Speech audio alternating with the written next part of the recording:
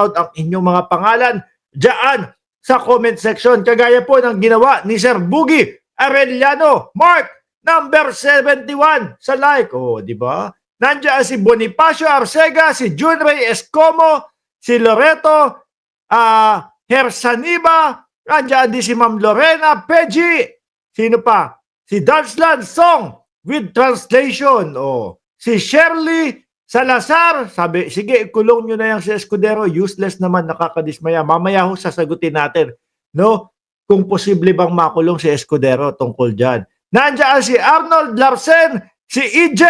O, dapat idisbar yung lapok na yan si Escudero, ignorant sa batas. Baka alam niya naman. Ano?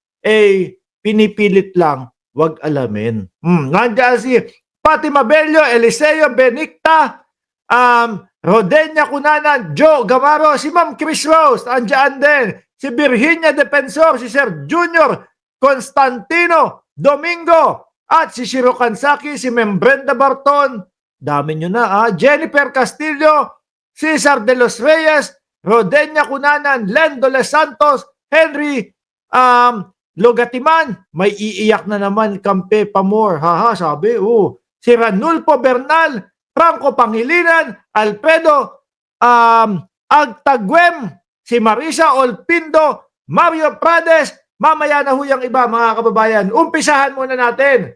Ano po? Naku, eto. No? Umpisahan po natin, kaya ako nasasabi yung bembangan eh. Eto ho, mga kababayan, naibalita ito di ba? Nitong ano lang, itong linggo lang din na po ito, mga bossing. Sabi ng DOH daw po, tumataas nga po yung kaso ng HIV, yung mga positibo, mga kababayan. Aba, si Roque, isinisi agad kay Pangulong Bongbong Marcos.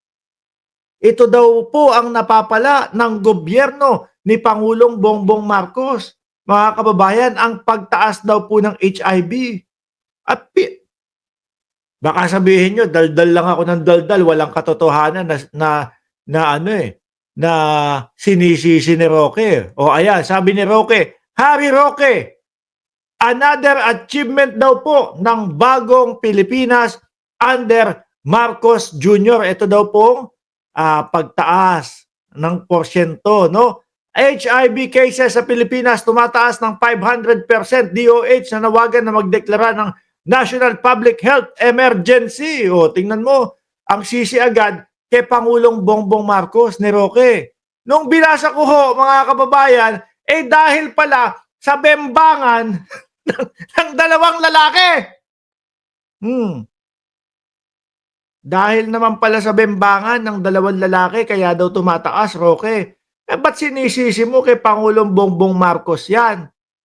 Oh, eto ano ko lang, hindi, example lang po, dalawang lalaki. Kunyari, Roque, lalaki yan. De la Serna, lalaki yan. Kumbaga yun, yung ganong bagay ho, mga kababayan. Siguro, syempre, rekta sa wet packs ang tusukan yan. O di ba, ang dumi-dumi po ng wet packs, mga bossing. Kumbaga, si Roque at si AR de la Serna, mga kababayan, inihalin tulad ko lang po bilang lalaki at lalaki ho, mga bossing. Pero hindi ko sinabi ginagawa nila yon.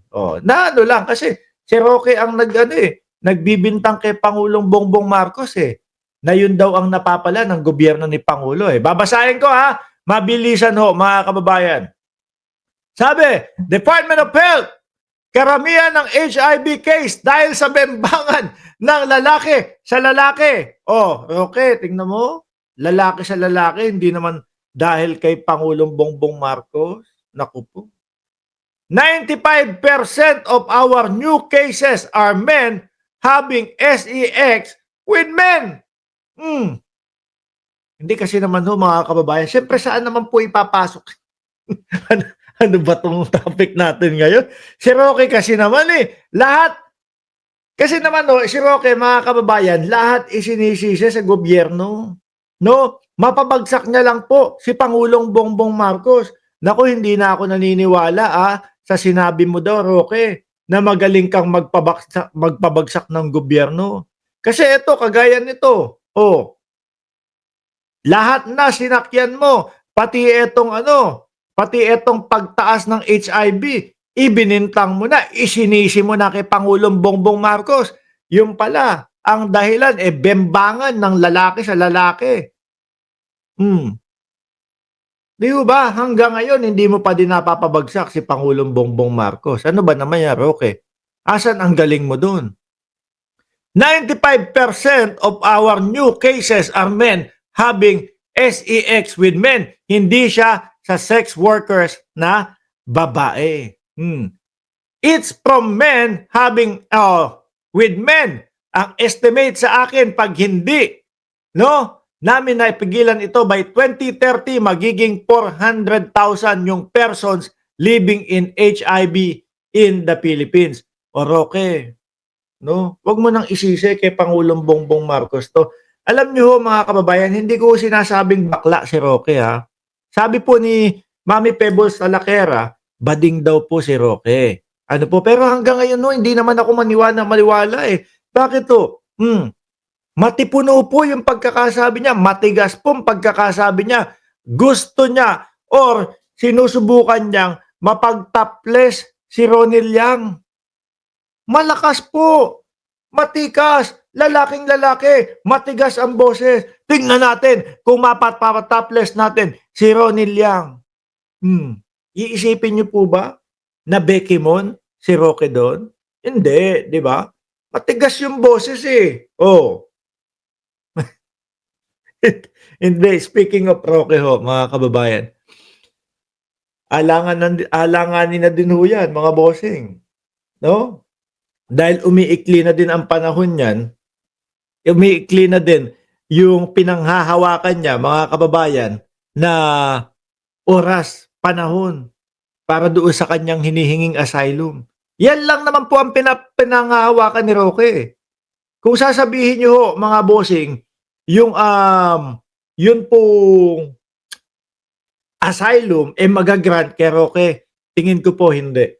Marunong naman po ang bansang Netherlands para tignan ang dalawang panig, ang Pilipinas at yung sinasabi ni Roque. Hindi naman po puro sasabihin lang at puro Roque lang naman po ang papakinggan niyang mga yan. Di po ba? Siyempre, papakinggan niyan po yung reason ng bansang Pilipinas. At ang Pilipinas naman po ipapakita lahat ng ebidensya para pauwiin po yang si Roque at hindi po mag-grant yung asylum niya. Lalong-lalo na po yung tinakasan niya na Congress dahil po hinahanap sa kanya mga kababayan. Hinahanap lang naman po sa kanya mga bossing yung pinagyayabang niyang papeles, dokumento na makakapagpatibay. Di po ba? Doon sa sinasabi niyang hindi galing sa Pogo yung kanyang pera. Ganyan lang naman ho yun mga kababayan. Kaya napakalabo po na mag-grant yung asylum ni Roque. Di kalaunan po sasabihin ng Netherlands, eto na.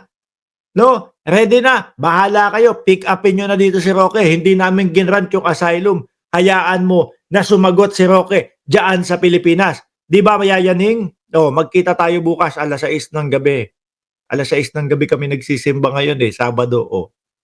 Di po ba? Roque, sisi ka ng sisi sa Pangulo. Eto naman pala ang dahilan dahil sa bembangan daw ng dalawang lalaki. Di ba? Sabi ni Regine Carol, kasalanan na naman ni PBBM.